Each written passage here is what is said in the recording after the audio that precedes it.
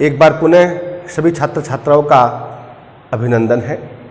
कल हम लोगों ने हमारा जो पहला अध्याय शुरू किया था स्थिर विद्युतिकी, या यूँ कहिए विद्युत क्षेत्र उसका नाम है। इस स्थिर विद्युतिकी में हम लोगों ने सबसे पहले घर्षण विद्युत के बारे में जाना था। विद्युत आवेश, आवेशों का वर्गीकरण, आवेश का मात्रक, आवेश की विमा, आवेश की प्रकृति, इन सब बातों के बारे में हम लोगों ने व्यापक रूप से पढ़ा था। आखिर में हम लोग पढ़ रहे थे आवेश के जो मूलभूत गुण हैं। उसमें कल हम लोगों ने पढ़ा था नंबर 1, तो सबसे पहले पढ़ा था हमने आवेश की योज्यता। एक बार मैं पुनः आपको याद दिला रहा हूँ। आवेश की योज्यता का मतलब होता है एक निकाय में यदि एक से अधिक आवेश है, कोई भी निकाय हो सकता है, उसमें एक से अधिक आवेश है तो उस निकाय का आवेश उपस्थित सभी आवेशों के बीजीय योग के तुल्य होता है। इसे बोलते हैं आवेश की योज्यता। इसके बाद था आवेश की निश्चरता, जिसको इंग्लिश में बोलते हैं इनवेरियंस ऑफ चार्ज। इसमें बच्चों हम लोगों ने यह बात समझी थी कि जो आवेश है उसका मान चालक और प्रेक्षक की चाल पर निर्भर नहीं करता है, यानी किसी भी वस्तु पर आवेश का मान परिवर्तित नहीं होता है। इसको हम लोगों ने एक इक्वेशन के रूप में लिखा था, विराम अवस्था में आवेश इज इक्वल टू गतिमान अवस्था में आवेश। ये आपके लिए 1 नंबर के लिए केवल इतना ही पर्याप्त रहेगा। इसके बाद में हम लोगों ने आवेश के गुण की जो गति थी उसको आगे बढ़ाया था। हमने पढ़ा था आवेश का क्वांटीकरण। इस आवेश के क्वांटीकरण में हमने जाना था कि यदि कोई भी जो भौतिक राशि है उसका विनिमय सतत नहीं होकर विविक्त होता है तो उसे उस राशि का क्वांटीकरण कहते हैं।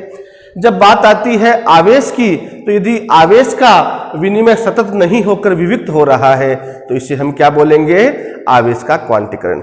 और इस आवेश के क्वांटीकरण के आधार पर हम लोगों ने एक बात समझी थी कि किसी भी पदार्थ पर जो आवेश है वह इलेक्ट्रॉन के आवेश के पूर्ण गुणज के तुल्य होता है। Q बराबर Ne। N का मतलब यहाँ पर नेचुरल नंबर से है, आप कह सकते हैं N is equal to 1, 2, 3, 4 and so on. और E का मतलब 1.6 इंटू 10 की पावर -19 कूलम। आवेश के क्वांटीकरण के पश्चात विद्यार्थियों आगे बढ़ते हैं। हम सब लोगों ने हमारी लोअर क्लासेज में एक बात पढ़ रखी है, अनेकों बार विज्ञान में हम पढ़ते हैं आवेश संरक्षण का नियम। फिजिक्स का यह मूलभूत नियम है आवेश संरक्षण का नियम, ऊर्जा संरक्षण का नियम, संवेग संरक्षण का नियम। संरक्षण का मतलब आप सभी लोग जानते हैं कि कोई भी क्रिया हो रही है, उस क्रिया से पूर्व और क्रिया के पश्चात जो मान है वो यदि अपरिवर्तित रहता है तो उसे हम बोल देते हैं उसका राशि का संरक्षण। तो आवेश संरक्षण का मतलब यह हो गया, आप ध्यान देना, जैसे मान लीजिए ये नाइट्रोजन है, इस पर अल्फा कण की बौछार की, ये आपका ऑक्सीजन और एक प्रोटॉन 1H। आप चेक कीजिए, बाएं पक्ष में परमाणु क्रमांकों का योग 7 + 2 9, दाएं पक्ष में कितना आ गया 8 + 1 9। ऊपर ये द्रव्यमान संख्या है, द्रव्यमान संख्या का मतलब प्रोटॉनों की संख्या प्लस न्यूट्रॉनों की संख्या, इनका योग भी देख लीजिए 14 + 4 17 + 1 दोनों बराबर। इसका मतलब हम क्या कह सकते हैं कि किसी भी विलगित निकाय में, या यूं कहिए प्रत्येक विलगित निकाय में धन तथा ऋण आवेश का बीजीय योग हमेशा संरक्षित रहता है। अब इस निकाय में चाहे कोई भी क्रिया हो रही हो, आप देख रहे हैं यहाँ पे क्रिया हो रही है, तो हम इसको परीक्षा में जैसे मान लीजिए प्रश्न आ गया ये आवेश संरक्षण का नियम लिखो, तो आप क्या बोलेंगे, प्रत्येक विलगित निकाय में धन तथा ऋण आवेशों का बीजीय योग सदैव संरक्षित रहता है, सदैव नियत रहता है, सदैव अपरिवर्तित रहता है, चाहे निकाय में कोई भी अन्योन्य क्रिया क्यों न हो रही हो। यह बच्चों हमारा आवेश का एक अन्य गुण हो गया जिसको आपने नाम दे दिया आवेश संरक्षण का नियम। तो इसका मतलब आवेश के जो गुण हम लोगों ने कल पढ़े थे कौन कौन से हो गए, आवेश की योज्यता, आवेश की निश्चरता, आवेश का क्वांटीकरण और आवेश संरक्षण नियम। आगे बढ़ते हैं।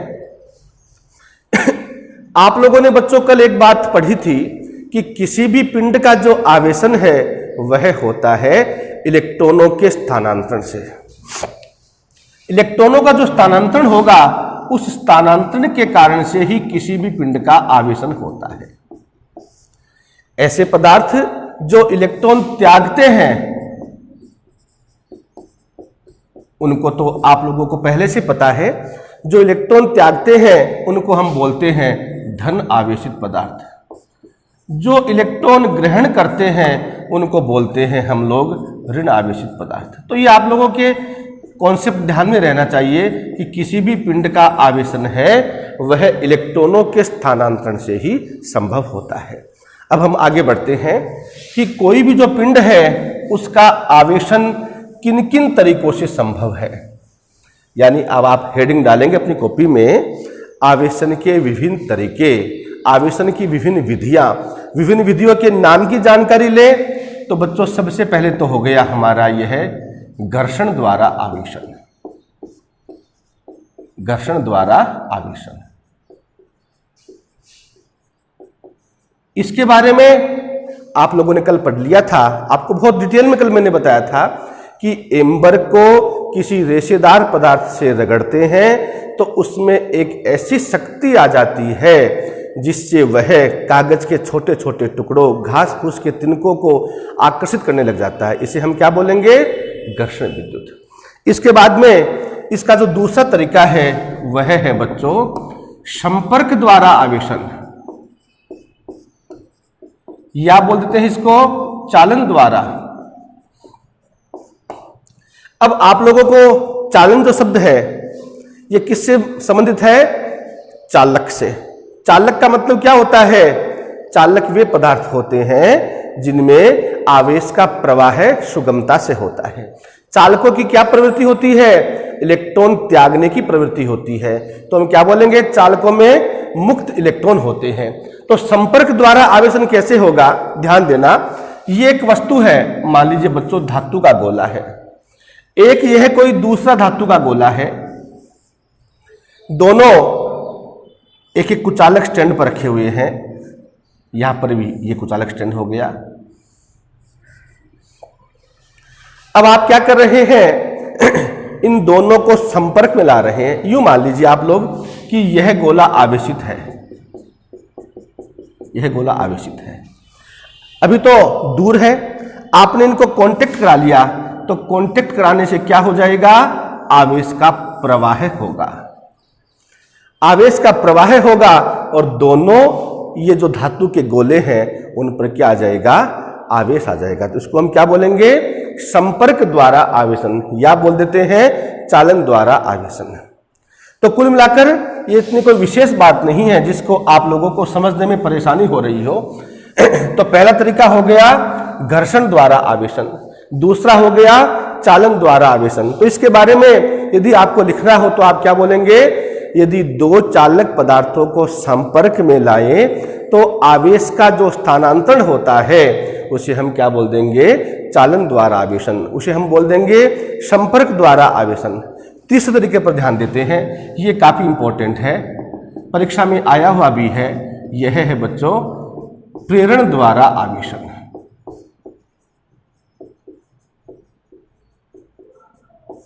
प्रेरण द्वारा आवेशन, परीक्षा में 1 नंबर का प्रश्न आता है, प्रेरण द्वारा आवेशन क्या है।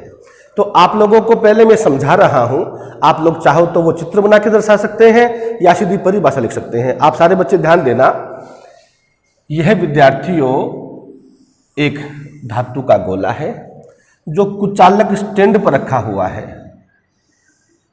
यह कोई कुचालक स्टैंड है, इस कुचालक स्टैंड पर रखा हुआ है। अब इसके पास में क्या करते हैं अपन लोग?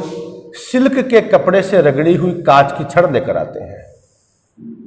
कल आपको बताया था मैंने, सिल्क के कपड़े से रगड़ी हुई कांच की छड़ तो कैसी होती है? धनावेशित।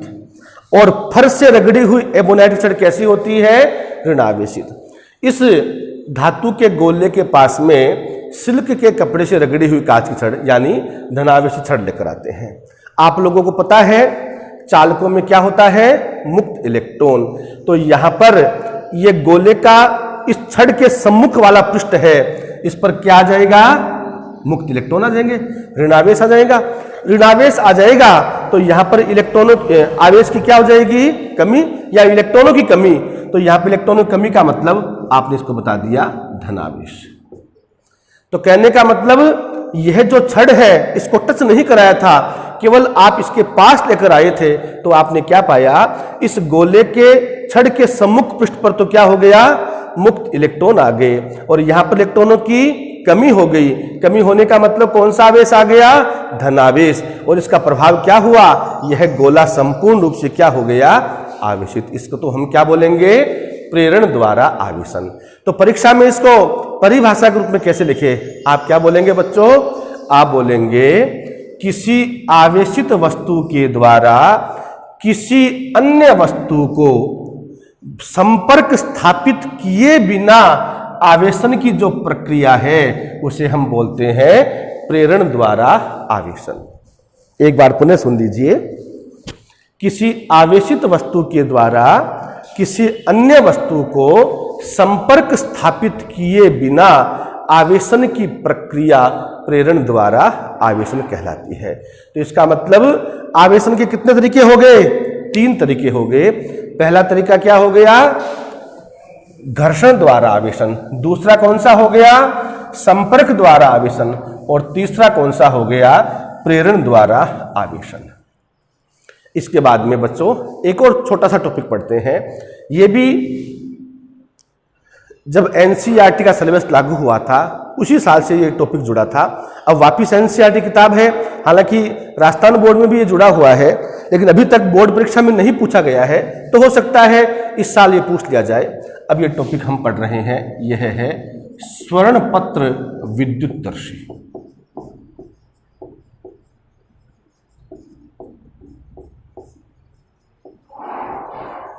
स्वर्णपत्र विद्युतदर्शी, इसका जो प्रश्न है ये कभी 2 या 3 नंबर का नहीं आएगा, 1 नंबर का आता है।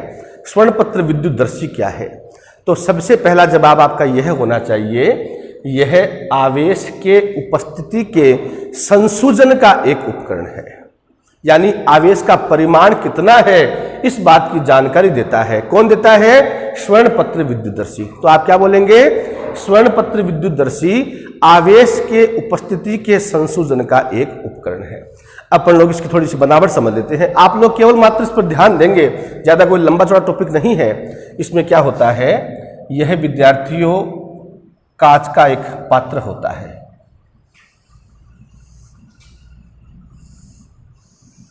ये कांच का एक पात्र है। यहां पर एक ये रबड़ का कारक लगा हुआ है।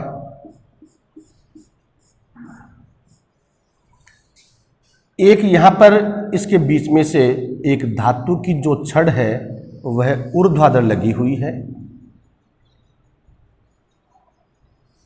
ये धातु की छड़ है। धातु की छड़ के दोनों सिरों पर स्वर्णपत्र है। ये भी स्वर्णपत्र और ये भी स्वर्णपत्र, ये स्वर्णपत्र है। यह जो छड़ है, इस छड़ के ऊपरी सिरे पर विद्यार्थियों एक धातु की चकती लगी हुई रहती है, डिस्क जिसको बोलते हैं, धातु की एक चकती है। यहां पर अपन लोग क्या करते हैं, सिल्क के कपड़े से रगड़ी हुई एक कांच की छड़ इसके संपर्क में लाते हैं। ये विद्यार्थियों सिल्क के कपड़े से रगड़ी हुई कांच की छड़ हो गई। आपको पता है सिल्क के कपड़े से रगड़ी हुई कांच की छड़ धनावेशित होती है। यह जो आवेश है यह धातु की चकती के साथ किसके संपर्क में आता है, धातु की छड़ के। और यह आवेश छड़ से होता हुआ कहां पर आ जाएगा, इस छड़ के निचले सिरे पर क्या लगे हुए हैं, स्वर्णपत्र। इस पर भी आवेश कैसा आ गया, धनावेश। इस पर भी आवेश कैसा आ गया, धनावेश।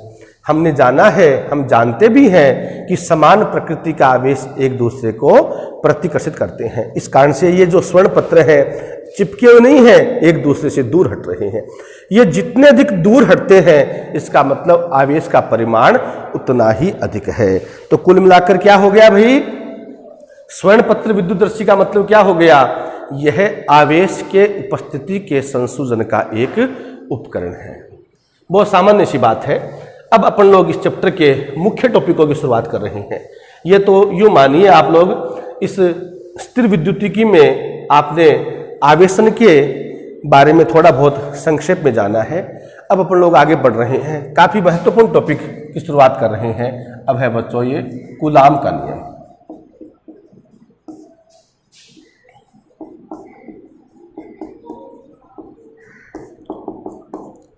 हालांकि कहीं न कहीं आप लोगों ने 9वीं कक्षा में या 10वीं कक्षा में इसको पढ़ रखा है। कूलाम का नियम क्या कहता है, ये दो आवेश हैं, बिंदु आवेश, एक Q1 एक Q2। चूंकि अपन लोग जो टॉपिक पढ़ रहे हैं, चैप्टर पढ़ रहे हैं, वो स्थिर विद्युतिकी है।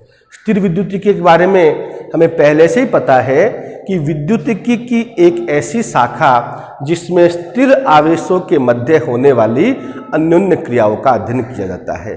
तो दोनों बिंदुवत स्थिर आवेश, दोनों के बीच माध्यम क्या है, निर्वात, दोनों के बीच की दूरी है विद्यार्थियों r।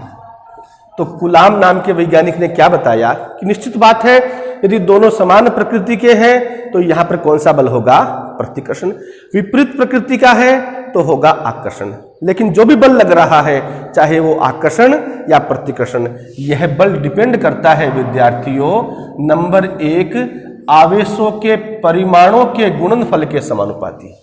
इस पर आवेश का परिमाण Q1, इस पर आवेश का परिमाण Q2, तो इनके मध्य लगने वाला जो बल है आवेशों के परिमाणों के गुणनफल के समानुपाती।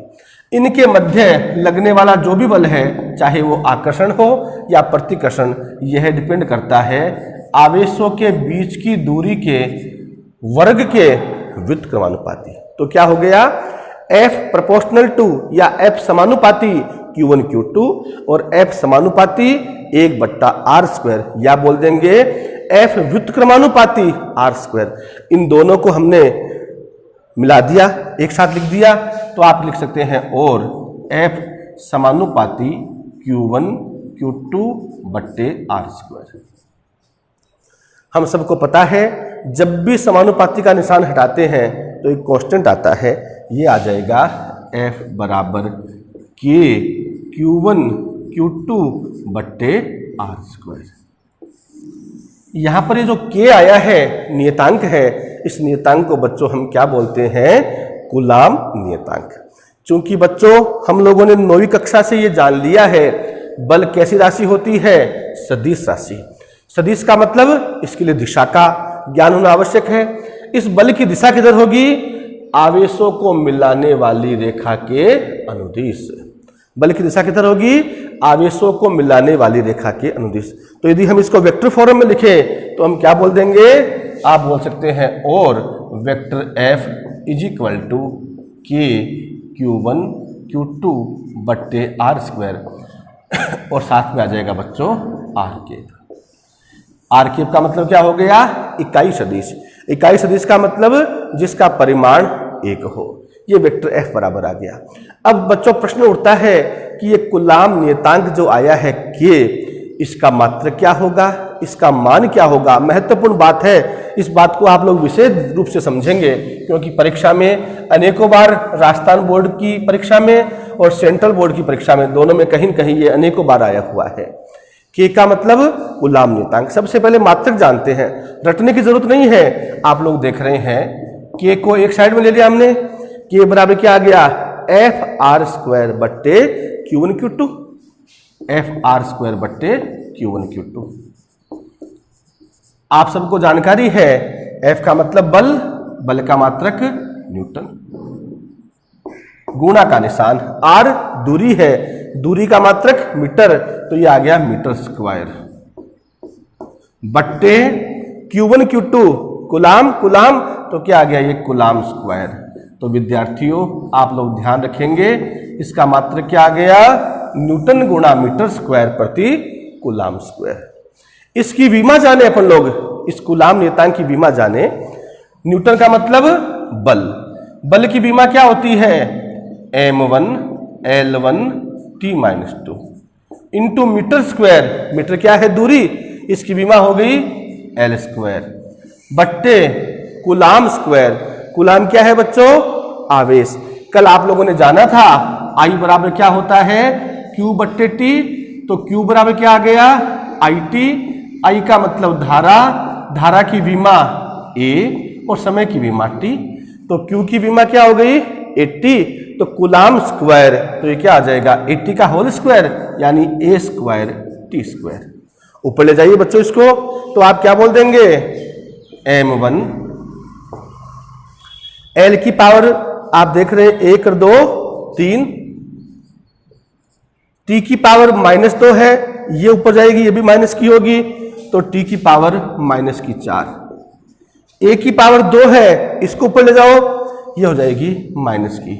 तो इसकी विमा क्या आ गई? m1 l3 t-4 a-2। ये इसका मात्रक आ गया, ये इसकी विमा आ गई। ये जो कूलाम नियतांक है विद्यार्थियों, आप लोगों को परीक्षा में पूछा जाता है, कूलाम नियतांक का संख्यात्मक मान लिखिए। आप लोग ध्यान रखना, यहाँ पर कल हम लोगों ने बात पढ़ी थी कि जो आवेश है उस आवेश का मात्रक m केस में तो क्या होता है? कूलाम। CGS में क्या होता है? ESU। तो यदि अपन लोग यहाँ पर ये सारी राशियां m केस में लेते हैं, बल को न्यूटन में, दूरी को मीटर में, आवेश को कूलाम में, तो विद्यार्थियों आप लोग ध्यान रखना, उस कंडीशन में k का जो संख्यात्मक मान है वो होता है 9 गुणा 10⁹। मात्र क्या आ गया? न्यूटन गुणा मीटर स्क्वायर प्रति कूलाम स्क्वायर।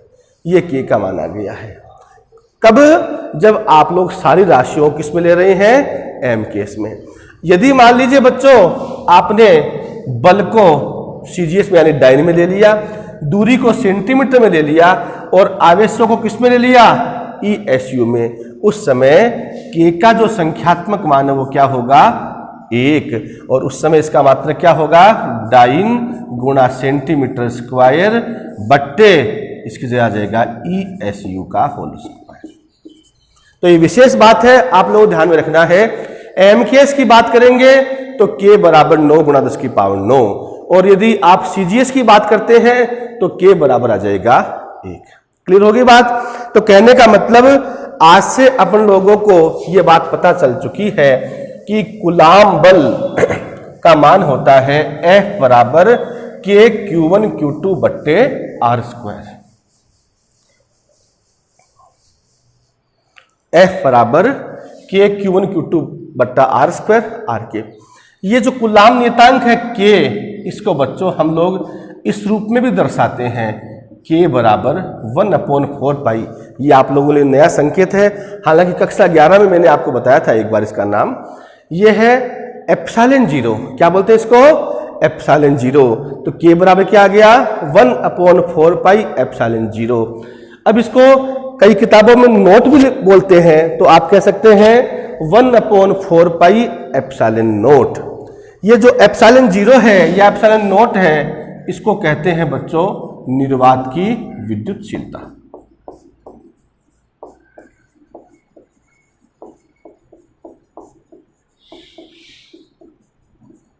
इसको बोलते हैं निर्वात की विद्युतशीलता। आप लोग बच्चों यहां पर विशेष ध्यान देंगे, इस एप्सिलॉन 0 का आपसे कोई मात्रक पूछे, देखो आपके सामने है एप्सिलॉन 0 और k एक दूसरे के क्या है? विपरीत है, तो इसका मात्रक इसका उल्टा हो जाएगा। f का मात्रक क्या था भाई? एक बार पुनः बताना मेरे को, न्यूटन गुणा मीटर स्क्वायर प्रति कूलाम स्क्वायर। तो एप्सिलॉन 0 का मात्रक क्या आ जाएगा? इसका मात्रक आ जाएगा कूलाम स्क्वायर बट्टे न्यूटन गुणा मीटर स्क्वायर। यदि आप लोग यहाँ पर k का मान रख देते हैं, पाई का मान 3.14 रख देते हैं, फिर उसको सरल करेंगे तो बच्चों ध्यान रखना इसका जो मान आएगा एप्सिलॉन 0 का वह आएगा 8.85 इंटू 10⁻⁻12। ये ध्यान रखना आप लोगों को, परीक्षा में प्रश्न आया हुआ है, निर्वात की विद्युतशीलता का मान तथा मात्रक लिखिए। ये आ गया इसका संख्यात्मक मान और यह आ गया है इसका मात्रक। कई बार बच्चों इसकी विमा भी पूछ ली जाती है, तो आपको बिल्कुल परेशानी नहीं होगी। यहाँ पर आप कूलाम की विमा लिख दीजिए, यहाँ पर बल की विमा लिख दीजिए, यहाँ पर दूरी की विमा लिख दीजिए। इसको सरल करोगे तो आप लोग निर्वात की विद्युतशीलता की विमा निकाल सकते हैं। बोलो कोई दिक्कत है किसी के? आगे बढ़ते हैं। हम लोगों ने आज से यह बात हमारे दिमाग में फिट बैठ जानी चाहिए कि जब भी कोई कूलाम बल की बात करेगा तो हम लोग क्या बोलेंगे? F बराबर K Q1 Q2 बट्टा R स्क्वायर। अब चूंकि K को हम लोगों ने लिखने का तरीका जान लिया है, हम बोल देंगे vector F is equal to K की जगह क्या आ गया? 1/4 पाई एप्सिलॉन 0 Q1 Q2 बट्टे R स्क्वायर RK। ये बच्चों हमारे लिए कूलाम बल का मान आ गया है। K का मतलब कूलाम नियतांक, एप्सिलॉन 0 का मतलब निर्वात की विद्युतशीलता। दोनों के मान भी याद हो गए। K का मान 9 × 10 की पावर 9, एप्सिलॉन 0 का मान 8.85 × 10 की पावर -12। आगे बढ़ते हैं बच्चों। ये यहाँ पर जो एप्सिलॉन 0 है इसको बोलते हैं निर्वात की विद्युतशीलता। चूंकि अभी हम लोग चर्चा कर रहे हैं, उस चर्चा में हमने क्या जाना है कि दोनों आवेशों के मध्य माध्यम क्या है? निर्वात। अब यदि आवेशों के बीच में विद्यार्थियों निर्वात नहीं होकर अन्य कोई माध्यम हो तो उस समय अपन लोग यहाँ पर बोल देंगे वेक्टर F। ये तो निर्वात में और ये आएगा मीडियम में। तो जब माध्यम होगा उस समय यहाँ पर क्या आ जाएगा? 1/4 पाई एप्सिलॉन। ध्यान रखना एप्सिलॉन 0 का मतलब तो निर्वात की विद्युतशीलता, यानी दोनों आवेशों के मध्य माध्यम क्या है? निर्वात। और दोनों आवेशों के मध्य माध्यम निर्वात नहीं होकर अन्य कोई माध्यम है तो एप्सिलॉन 0 की जगह क्या आ गया? एप्सिलॉन। और ये आ जाएगा Q1 Q2 बट्टा R स्क्वायर RK। और अब ध्यान रखना बच्चों, ये जो एप्सिलॉन है, इस एप्सिलॉन को हम क्या बोलेंगे? इसको बोलेंगे माध्यम की विद्युतशीलता। इसको बोलेंगे माध्यम की विद्युतशीलता। एप्सिलॉन 0 का मतलब क्या था? एप्सिलॉन नोट बोल दीजिए, एप्सिलॉन 0 बोल दीजिए। उसको बोलते हैं हम लोग निर्वात की विद्युतशीलता, इसको बोलेंगे माध्यम की विद्युतशीलता। अब बच्चों अपन लोग एक बहुत ही छोटा सा टॉपिक पढ़ने जा रहे हैं जो 1 नंबर का प्राय आता है परीक्षा में। माध्यम की विद्युतशीलता का मतलब एप्सिलॉन, निर्वात की विद्युतशीलता का मतलब आप जिसको बोलते हैं एप्सिलॉन 0। इन दोनों का जो अनुपात है उस अनुपात को विद्यार्थियों हम लोग बोलते हैं एप्सिलॉन R। एप्सिलॉन R को इंग्लिश में क्या बोलेंगे अपन लोग? Relative permittivity. हिंदी में क्या बोलेंगे? आपेक्षिक विद्युतशीलता। इसका एक दूसरा नाम क्या है? पराविद्युतांक, dielectric constant. Epsilon R को बच्चों हम लोग K से भी दर्शाते हैं, K बराबर एप्सिलॉन बट्टे एप्सिलॉन 0। लेकिन ध्यान रखना ये जो K है वो कूलाम नियतांक नहीं है। इस K का मतलब क्या है? पराविद्युतांक, डाई इलेक्ट्रिक कांस्टेंट। K कहो चाहे एप्सिलॉन R को, दोनों एक ही बात है। आपेक्षिक विद्युतशीलता या बोल दिया पराविद्युतांक। अब इसका अर्थ तुरंत आप बता सकते हैं। कैसे डिफाइन करेंगे आप इसको? आप बोलेंगे माध्यम की विद्युतशीलता तथा निर्वात की विद्युतशीलता के अनुपात को आपेक्षिक विद्युतशीलता अथवा पराविद्युतांक कहते हैं। परीक्षा में बच्चों अनेकों बार आया हुआ है। और आप लोगों को भ्रमित करने के लिए क्या पूछा जाता है कि पराविद्युतांक का मात्रक लिखिए या आपेक्षिक विद्युतशीलता का मात्रक लिखिए। आप लोग परीक्षा में जल्दबाजी में इसकी गलती कर बैठते हैं। आप लोग वही मात्रक लिख देते हैं जो एप्सिलॉन 0 का होता है। देखो बच्चों ये अनुपात है। जब कोई राशि दो राशियों का अनुपात है, इसका मतलब दोनों के मात्रक एक दूसरे से क्या हो गए? कैंसिल। कैंसिल होने का मतलब इसका मात्रक नहीं है, तो आप बोलेंगे पराविद्युतांक क्या है? मात्रकहीन। जब इसका मात्रक नहीं है तो एक कैसी राशि हो गई? विमाहीन। तो विद्यार्थियों ध्यान रखना, पराविद्युतांक या आपेक्षिक विद्युतशीलता अपने आप में क्या है? मात्रकहीन तथा विमाहीन भौतिक राशि है। क्लियर हो गई बात? अब परीक्षा में बच्चों इस पराविद्युतांक से संबंधित अनेकों बात पूछी जाती है। अब यहाँ पर आप लोग विशेष ध्यान देंगे, हो सके तो अपनी कॉपी में इसको नोट कर लेना। अलग अलग माध्यमों के लिए जो पराविद्युतांक है उसका मान अलग अलग होता है। प्राय जो पूछा जाता है आप लोगों से, यदि यहाँ पर माध्यम हवा है या जिसको अपन निर्वात बोलते हैं, हवा या निर्वात हो, तो विद्यार्थियों ये जो पराविद्युतांक है उसका मान कितना होता है? इसका मान होता है लगभग 1। हवा या निर्वात होने की स्थिति में पराविद्युतांक मान कितना होता है? 1 होता है। यदि यहाँ पर दोनों आवेशों के बीच में माध्यम विद्यार्थियों कांच है, ध्यान रखना, उस स्थिति में K का मान होता है 3 से 4 के बीच में। आपने 3.5 लिख दिया, गलत नहीं है। आपने 4.2 लिख दिया तो भी सही है, लेकिन ध्यान रखना 3 से 4 के बीच में। यदि इन दोनों के बीच में माध्यम विद्यार्थियों आशुत जल है, डिस्टिल्ड वाटर है, आप लोग ध्यान रखेंगे उस समय K का जो मान है वह 80 से 81 के बीच में होता है। इसको आप चाहे K कहो, इसको चाहे आप लोग एप्सिलॉन R कहो, एक ही बात है, एप्सिलॉन R/K। यदि यहाँ पर धातु है, ये प्रश्न प्राय परीक्षा में आता है, धातु के लिए पराविद्युतांक का मान लिखिए। आप लोगों को कई बार भ्रमित करने के लिए कह देते हैं चांदी के लिए पराविद्युतांक का मान लिखिए। आप लोग सोचते हैं हमने किताब में पढ़ा है, नहीं। चांदी क्या है? धातु है। तांबा क्या है? धातु है। लोहा क्या है? धातु है। धातुओं के लिए K का जो मान होता है विद्यार्थियों वह इनफाइनाइट होता है, अनंत होता है। यह विशेष बात है और इसको आप अच्छी तरह से याद रखेंगे। धातुओं के लिए पराविद्युतांक का मान अनंत होता है। यदि यहाँ पर इनके बीच में माध्यम विद्यार्थियों पैराफिन मोम हो, तो इसका जो मान है वह 2 से लगभग 2.5 या 2.25 के बीच में होता है। ये विशेष बात आप लोग ध्यान में रखनी है। वैसे तो अपन लोग कितनी बात कर ले अपने आप में पूर्ण नहीं है, क्योंकि फिजिक्स तो अपने आप में अथाह सागर है, लेकिन अपन लोगों को इतने माध्यमों की जरूर बात याद रखनी है। हवा या निर्वात के लिए K का मान 1, कांच के लिए 3 से 4 के बीच में, आशुत जल की स्थिति में 80 से 81 के बीच में। धातु, यह महत्वपूर्ण बात है, धातुओं के लिए पराविद्युतांक का मान अनंत होता है, और पैराफिन मोम है उस समय इसका मान 2 से 2.25 के बीच में होता है। ये विद्यार्थियों पराविद्युतांक का मान अलग अलग माध्यमों के लिए है। अब लेकिन यहाँ पर अब एक बहुत महत्वपूर्ण बात है, चूंकि अपन लोग ये जो चैप्टर है जिसका नाम है स्थिर विद्युतिकी, अपन ने शुरुआत में बात पढ़ी है कि स्थिर विद्युतिकी क्या है? विद्युतिकी की एक ऐसी शाखा जिसमें स्थिर आवेशों के मध्य होने वाली निम्न क्रियाओं का अध्ययन किया जाता है। तो यहां पर आप लोग एक बहुत ही महत्वपूर्ण बात है, इसको आप स्टार लगा के नोट कर लीजिए भले ही। कूलाम का नियम विद्यार्थियों बिंदुवत स्थिर आवेशों जब उनके बीच में माध्यम निर्वात है उसी कंडीशन में यथार्थ होता है। बहुत महत्वपूर्ण बात है, परीक्षा में प्रश्न आता है कूलाम के नियम की सीमा लिखिए, तब आप क्या बोलेंगे? कूलाम का नियम बिंदुवत स्थिर आवेशों के लिए जब इनके मध्य माध्यम निर्वात हो उस कंडीशन में यह यथार्थ होता है। लेकिन विद्यार्थियों मान लीजिए ऐसी स्थिति बन जाए कि निर्वात नहीं है, अन्य कोई माध्यम हो, हालांकि आप लोगों ने भी बात पढ़ी नहीं है लेकिन फिर भी आपको मैं समझा देता हूं।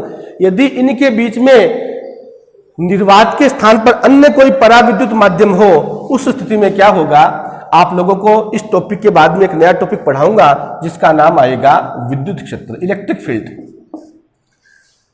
तो यदि निर्वात के स्थान पर बच्चों अन्य कोई पराविद्युत माध्यम प्रयुक्त कर दिया जाए तो माध्यम में क्या है? धनावेश और ऋणावेश। तो माध्यम में स्थित धन या जो ऋणावेश है वो एक दूसरे के सापेक्ष क्या हो जाएंगे भाई? विस्थापित। क्यों हो जाएंगे? बल लगेगा, एक दूसरे के सापेक्ष विस्थापित हो जाते हैं, और यह जो क्रिया होती है इस क्रिया को विद्यार्थियों हम लोग बोलते हैं विद्युत ध्रुवण। परीक्षा में कई बार पूछा हुआ है विद्युत ध्रुवण से क्या आशय है, तब आप क्या बोलेंगे? यदि आवेशों के मध्य निर्वात के स्थान पर अन्य कोई पराविद्युत माध्यम हो तो माध्यम में स्थित धन तथा ऋणावेश एक दूसरे के सापेक्ष विस्थापित हो जाते हैं। इस क्रिया को हम क्या बोलते हैं? विद्युत ध्रुवण। समझ में आ गई बात।